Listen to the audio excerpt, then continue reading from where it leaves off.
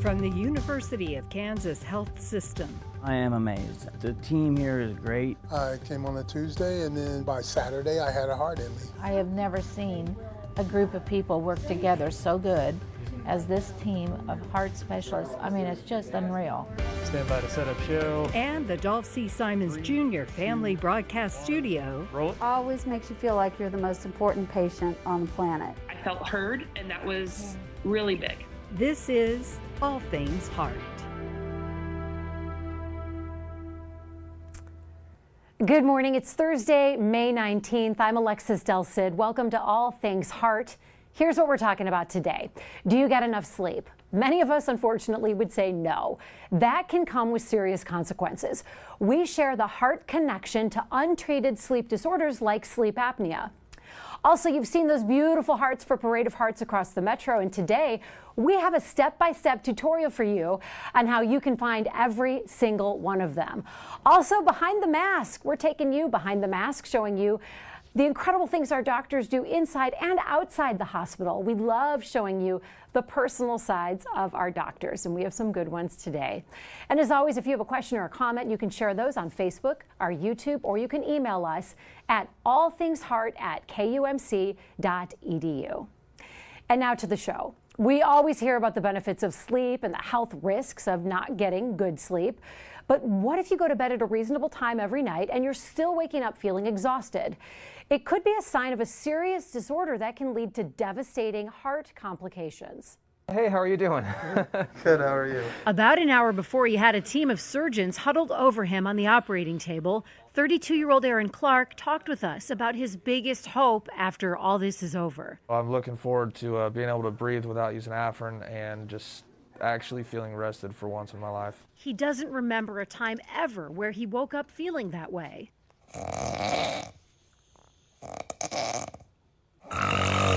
So I snore really bad, and I always knew that I did. I thought it was just sinus issues. It turns out Aaron was suffering from something far more serious, sleep apnea, a condition in which your breathing stops periodically throughout the night. So the tongue collapses into the throat when he sleeps at night and obstructs his breathing. Plastic surgeon Dr. Ravi Garg explained the special surgery he's now performing. So we're going to move both jaws forward. The upper jaw is going to come forward and the lower jaw is going to come forward to meet it to close the bite and open the airway. They're also cutting Aaron's chin bone and moving it forward. It's a surgery that will last several hours, the recovery far longer. Aaron won't be able to eat solid food for several months, but he knows at the end of this journey, it will be worth it. That's where the benefits really set in, because with sleep apnea, you run the risk of higher chances of stroke and cardiac-related issues. I'm looking forward to actually having a full night's sleep. That was a fascinating surgery to watch, and we caught up with Aaron 3 weeks later.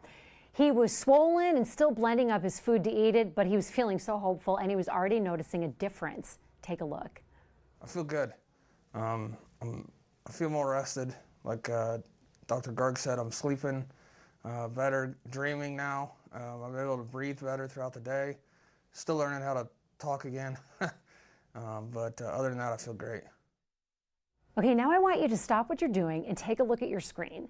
Look at this comparison. These are before and after pictures of Aaron. Look at how different his profile looks because of what Dr. Garg did with his jaw. He looks like a different person. He pulled his jaw forward.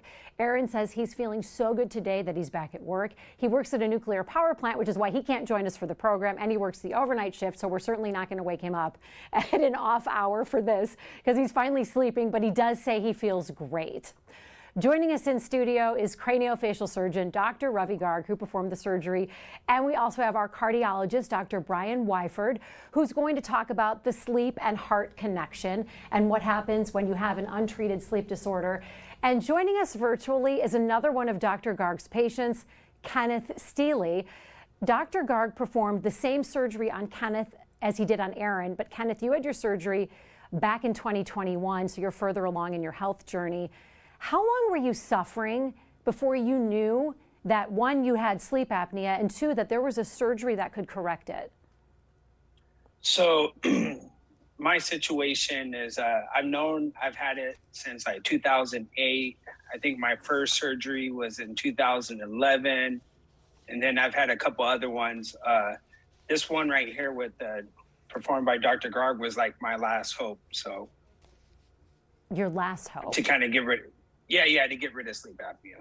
Oh Correct. my gosh. And Dr. Garg, do you regularly perform these surgeries? I mean, that surgery from a regular person watching it is super graphic. We couldn't show the audience half of what it looked like because it's so extensive. Is that a common surgery?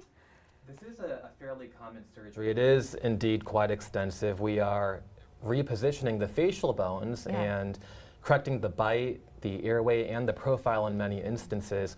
Often when we do these, it is to correct an underbite, overbite, crossbite, some issue that relates to the occlusion that the orthodontist can't fix by themselves.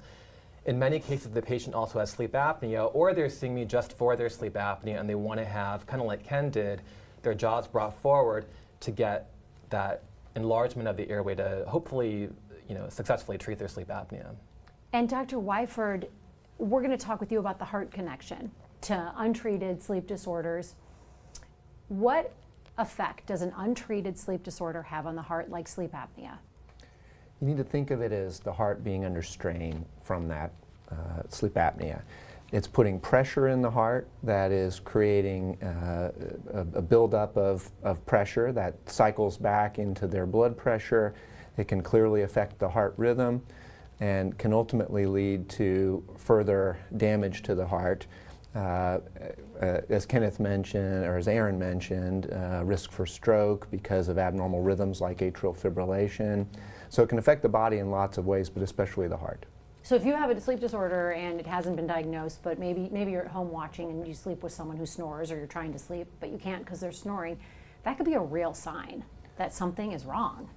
Definitely. One of the problems is that a lot of people who have sleep apnea have no idea they have it. Right. And some of the symptoms can be nondescript enough that just waking up feeling tired, many of us can feel that way. So it goes untreated or unrecognized in many people, and that certainly puts them at more risk. Dr. Garg, how common is obstructive sleep apnea? And is there any other kind of sleep apnea besides obstructive sleep apnea? Sure. Yeah. So as Dr. Wyford said, obstructive sleep apnea is a significant public health problem. An estimated 15 to 30% of adult men and 10 to 15% of adult women have clinically significant obstructive sleep apnea. Wow. There are other types. There are central sleep apneas, which are more central nervous system mediated than upper airway obstruction driven. And that differentiation is made really by the gold standard diagnostic, which is an overnight polysomnogram. So what are the other options to treat obstructive sleep apnea before or besides that major surgery? Absolutely. So the gold standard for treatment is continuous positive airway pressure, which involves wearing a mask to deliver positive pressure to the upper airway to stent to open during sleep and prevent it from collapsing. Is that the CPAP? That is the CPAP, Okay. and that is very successful for a lot of patients. And that's what we want patients to use if they can, because it's obviously non-invasive and much lower risk than going through a surgery. However, there are a significant number of patients who can't tolerate the CPAP for a variety of reasons, and that's when they begin to explore surgical options. There are many available. One of the most powerful is max-low mandibular advancement, where we advance the jaw bones forward to expand the airway. I want to bring Kenneth back in because, Kenneth, you and I have talked about this, and using a CPAP machine was not an option for you. Can you share why? So I'm a combat veteran, so I have a severe PTSD, and with that is like I have a lot of nightmares. I toss and turn a lot, and there was never a time that I could put on the CPAP and wake up with it on. Well, first of all, thank you for your service. Thank you from the bottom of our hearts here. I can't imagine what that would be like, and most of us will never have to imagine that, but it must have been a relief to learn there was some sort of surgery that could help you eventually. Yes, correct. Dr. Wyford, does the heart repair itself once you fix the sleep disorder? So the hope is that by getting good treatment of their sleep apnea, patients can have less strain on the heart, and we know that can help the blood pressure get under better control. Right. People are less at risk for developing congestive heart failure, less at risk for having a stroke, less risk for having abnormal heart rhythms, even very serious ones. So yes, I think treatment is essential. And ultimately, identifying the problem to get treatment is the key. I want to go back to the before and after pictures that Dr. Garg shared of the patient that we introduced you to in the story at the beginning of this. These before and after pictures are so remarkable. Can you explain again, as we show those pictures, why moving the jaw forward helps? Absolutely. So the term that I used, maxillomandibular advancement, is a fancy way of saying that we're moving the jaw bones forward to open the airway. The way that works is the upper jaw is attached to the soft palate in the back of the throat, which you see when you open your mouth, look in the mirror. So when the jaw comes forward, the palate comes forward as well, making more space in the back of the throat for airflow to occur. Similarly, when the mandible or the lower jaw comes forward, that brings the tongue forward with it, kind of like a jaw thrust, and permanently expands the airway. At the same time, when the jaw bones are coming forward, the sides of the pharynx, or the lining inside the mouth, back of the throat, is getting tensed. So it's less likely to collapse, while space is also being opened up for breathing at night. I want to bring Kenneth in again. Kenneth, this surgery is extensive. Did you have to learn how to chew again? And was it like you had a different face when you finally were out of the surgery? I mean, I can't imagine what that would feel like physically, to have your whole jaw and face repositioned. So the recovery was intense, but I didn't feel like I had to learn to eat again, or you know, it's like I feel like I sounded a little different when I talked, but and my looks, I don't know, you know, it was minor. It was minor. My wife says I look better after it, so. Oh, she did? So I'm happy with it. Was it as profound of a difference as we're seeing when you look at your profile? Did you notice a difference? Yeah, yes, I could notice a difference, but it wasn't major. Right. To me, I still look like myself. So I liked it. You know, it wasn't, I was scared at first thinking that it was going to make me look like a completely different person. Right. But afterwards, I was really happy with the work that he did. How soon after your surgery did you know, I am sleeping better? Probably 3 weeks, 2 to 3 weeks. Once the swelling started going down, 2 to 3 weeks. And did your wife, was she sleeping better because you're not snoring anymore? Yes, I stopped getting hit and kicked and pushed to roll over. What does it feel like when you wake up in the morning now compared to what it felt like after a night of, you know, sleep, I'll put that in quotes, before your surgery? I definitely have more energy. I feel more alert. I've noticed like the red or the black bags underneath my eyes are starting to go away, and I've had those for, you know, 15 years. So I'm starting to see some real health benefits of the surgery. Do you know if you were snoring your whole life? No, I wasn't my whole life, but as I got older and I started to gain more weight, and then, you know, I really started noticing it about 2006 to 2008 is when I started snoring. I want to ask Dr. Wyford, does every sleep disorder affect your heart, or is this sleep apnea like the Mac Daddy of sleep disorders that does the most damage?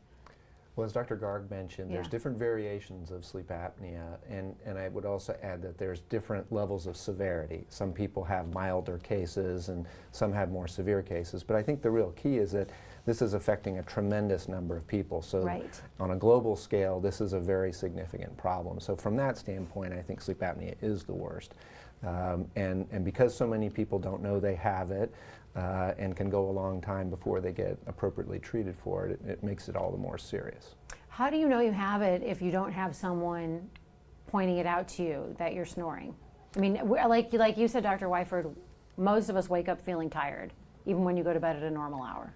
So sometimes we identify it when people come in the hospital with abnormal heart rhythms, like atrial fibrillation, for example. Or we identify it when some people are referred to our clinics for assistance with their high blood pressure when they've tried 3, 4, 5 different medications and haven't been able to get their blood pressure under control. But I think when we carry extra body weight, that's probably the biggest risk factor for it. So being more tuned in to attention to trying to lose weight and keep a healthy body weight is one of the keys to identification. So how common would it be to have a cardiologist refer a patient to you? Who's referring those patients to you for that surgery that you've performed on Aaron and on Kenneth? It's actually a variety of means by which patients get to me, because first they really do want to try CPAP and more conservative treatment options. So patients are seeing me by self-referral sometimes when they have run out of options and they're looking for something that's going to be hopefully dramatic for them and solve the problem. Orthodontists send me patients when they know that a patient has a problem with their bite and their airway and that needs to be corrected. Primary care providers, sleep specialists, some of my ear, nose, and throat otolaryngology colleagues will send me patients as well. So it really just is the full gamut. And Kenneth, how did you discover Dr. Garg? I discovered him through the VA.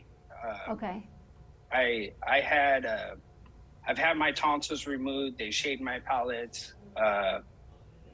I've done a hide weight bone suspension surgery, and then it was going to go to, I forget the name of the device. They were going to install a device, that I had to turn on and off every morning and night, and I kind of didn't want to do that. And so they referred me to Dr. Garg, and we decided to go with the surgery. So Dr. Garg's the miracle worker that when all else failed, you were able to go to him. We're getting a lot of viewer questions and community questions, so I want to get to those. The first one is coming to us from our viewer, Julie High. She would like to know how many of these procedures has the health system performed? Do you have that number off the top of your head? I don't have that number, but I'll say that I see several patients every week in consultation for orthognathic jaw surgery, and we perform a handful of these procedures every month. And can you say the name of the procedure that you performed on Kenneth and on Aaron? Yes, I think the easiest way to understand it is it's corrective jaw surgery or jaw advancement surgery. The fancy medical term is maxillomandibular advancement surgery, plus genioglossus advancement for the chin and the genioglossus muscle. And we're showing some more video of you and the surgery that you performed on Aaron, and you also performed it on Kenneth. As we answer some of these questions, Sarah Heinen has a question. She wants to know, doctors, at what point in the symptoms does snoring turn into something that needs further investigation? Do you want to go first, Dr. Wyford? Sure. So I think many people can snore who don't have sleep apnea. Right. But snoring is one of the most common symptoms that help identify people with sleep apnea. So I would say if there are other symptoms of concern, like difficult to control high blood pressure, shortness of breath with activity, other conditions like diabetes that are also something a patient is struggling with, then to me getting an evaluation for it, especially if they're waking up feeling tired and unrefreshed in the mornings. Headaches in the morning can be another symptom that can point to sleep apnea, to add another clue. Jenna would like to know, if you have sleep apnea, should you also be seeing a cardiologist in tandem with your other doctors? I think it's reasonable, but may not necessarily be something to jump right into. This is many times dealt with in a primary care type of setting, and sometimes then with a referral to a sleep medicine clinic. But we're always happy to see patients with sleep disorders like sleep apnea, especially if there's any concern that it's affecting their heart negatively. Question for Dr. Garg from Julie. Is it possible the length of time for the surgery will be reduced in the future? It's a 3-hour surgery? How long is a surgery? Actually, it takes anywhere from 5 to 7 hours to do this surgery because it's quite technical. We're making a lot of movements and we want to be very precise.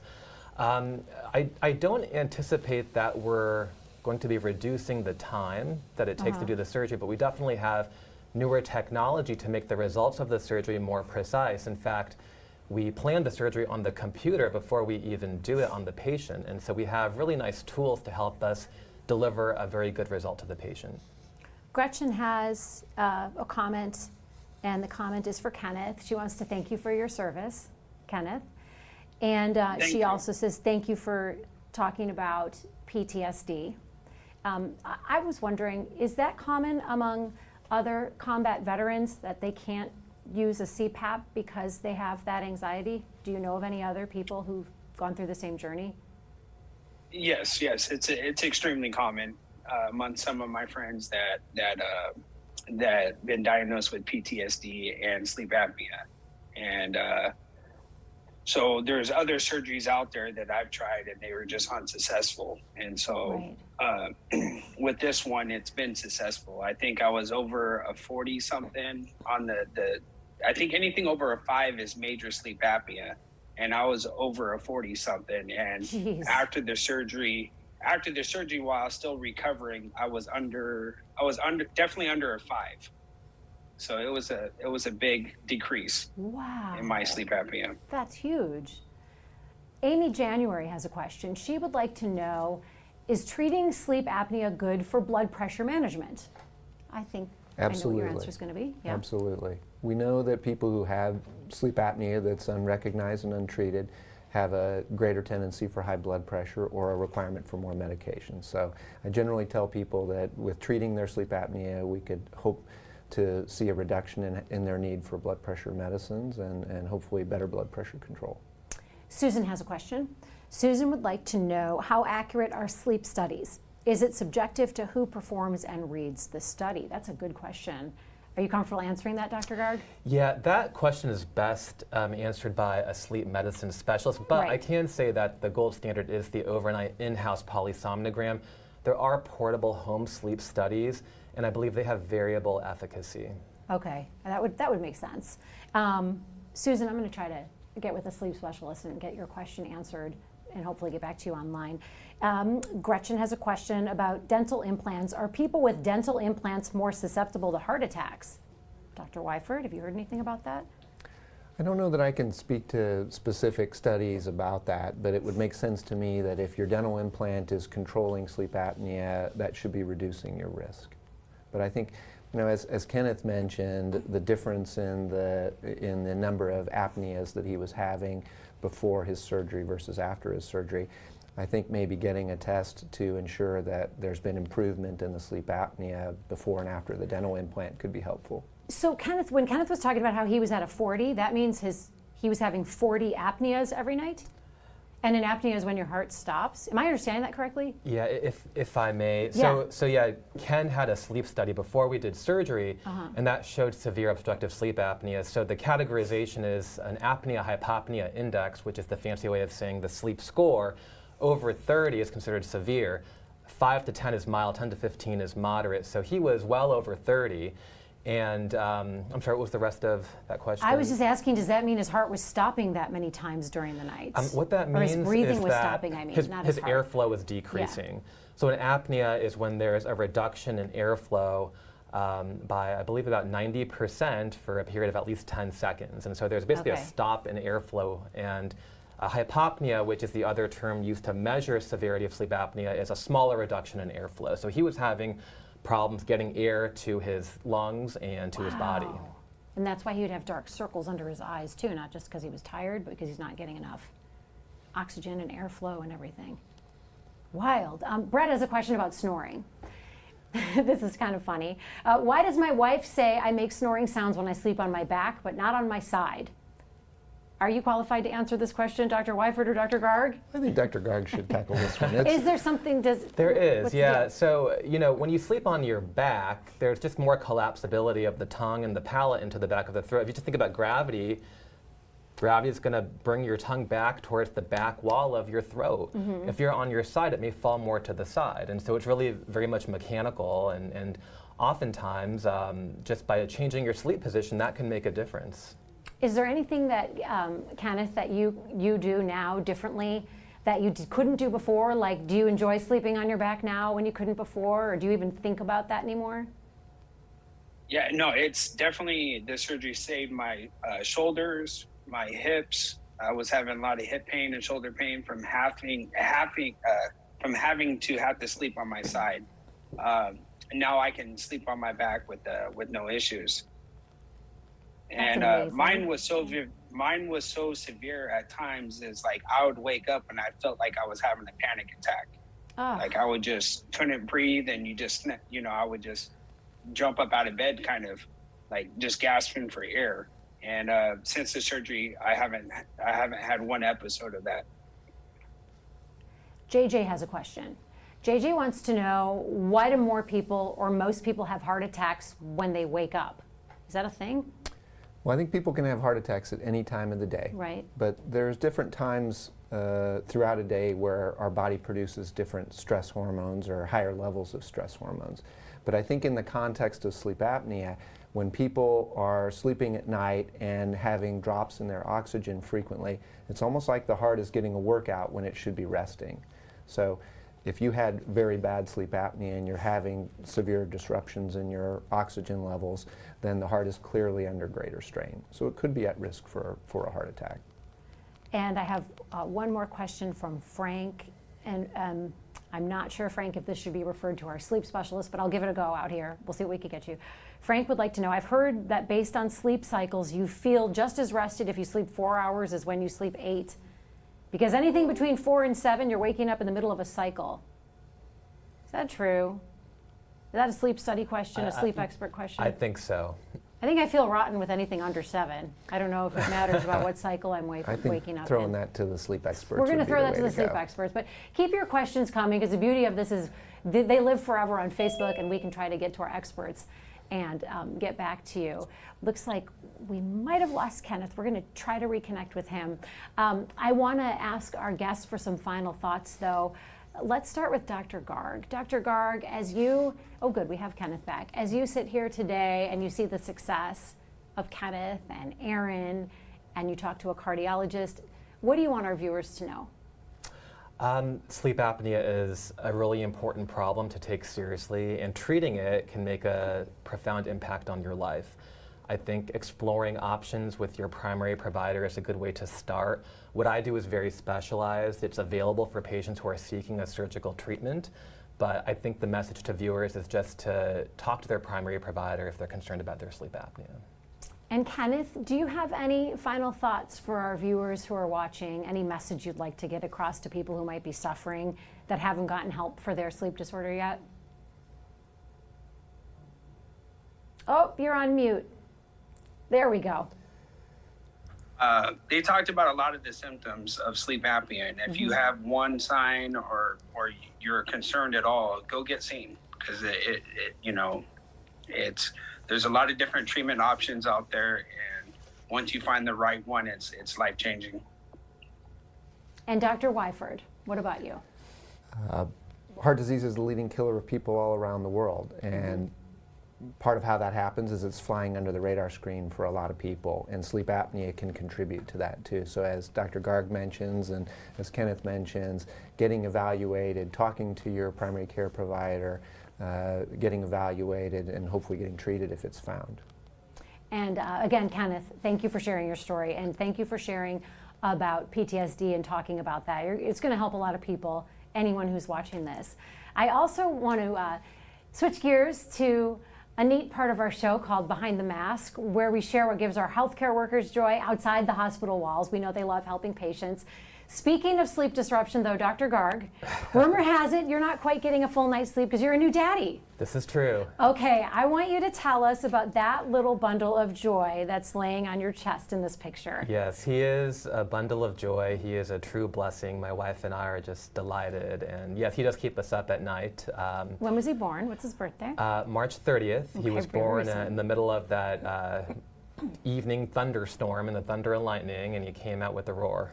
Oh my gosh. And are you comfortable sharing the name? Yeah, his name is Ryan. It's spelled R-I-A-N. Makes it a little different, but yeah, he's our first, and definitely just words can't express how happy we are. Oh, that's awesome. How many hours are you getting of sleep? Well, my wife is amazing, and she's really helping out a lot at night, especially when I have surgery the next day. Yeah. But it's, 5-ish hours. 5-ish? Yeah. You feel like a zombie some days. That's rough. Some days, but it's enough. I've been through residency and fellowship, so I think we've been hardwired for this. Well, he's adorable. Thank you. Dr. Wyford, you say what gives you joy is if you could pick anywhere, it would be to be outside in the mountains somewhere, either snowshoeing or hiking. Where are these pictures taken? This is Colorado. And yeah, it's your happy place? It's my happy place for sure. How often do you get there? As often as we can, but usually about every 3 or 4 months. I haven't met many people who say snowshoeing when I ask them what one of their favorite winter sports is. They'll say skiing or, mountain hiking stuff. How'd you get into snowshoeing? Well, I love to ski, and what we found is that we have a couple dogs, including one who was made to be in the snow. And so, talk about joy when you have a dog that's just in heaven in the snow. So we love taking the dogs out on the trails. Well, we want to wrap up this episode with a little show and tell for you as well. It involves 154 giant hearts. We're talking about the Parade of Hearts that are decorating the whole metro area, and so many of you have been reaching out to us asking how you can see them all. There is an app for that, so we put our reporter Anthony Nickens on the Heartbeat to show us how the app works. That's right, Alexis. We are standing next to one of those incredible hearts right now outside of the hospital. And we have a fantastic tool to show you how to navigate all of those hearts. And it's right here on your phone. Let's get into it. Simply start by downloading the free Parade of Hearts app on your Apple or Android device. Once you've downloaded the app, you'll have access to all of its great features. You can learn about each heart's artist and inspiration. You'll have access to an interactive map that allows you to navigate neighborhoods with hearts and track hearts that you've already seen. You can even create your own heart. Check out the one I made. What do you think? I know. I'll stick to my day job. But in the meantime, this is a great activity to do alone, or you can invite some friends and family out and have a scavenger hunt. Whatever floats your boat. Back to you in the studio, Alexis. I want to bring Anthony with me if I do a scavenger hunt. He's fun. Thank you, Anthony. The Health Systems Cardiology Department is also getting a boost from the Parade of Hearts. Dr. Mark Wiley, the chair of cardiology, says some of the money raised is going to be used to expand some major programs here. And these programs help patients with all sorts of heart issues. Cardio-oncology is one of the big programs that has been growing with our cancer program just exponentially. The advanced heart failure program, the structural cardiology program, all of these are very imaging intensive programs. And we're working on expanding our adult congenital heart disease program as well. And you could own one of these hearts because next month each giant heart will be auctioned off to the highest bidder. Thank you so much for being with us today. Next week on All Things Heart. It was a typical high school baseball game until this. A local teen collapses on the mound. His life nearly ends until you see what happened after this moment. We hear from him, his parents, about the life-saving equipment you need to ask about as your kids start their summer activities. That's next Thursday morning at 10. We'll see you then.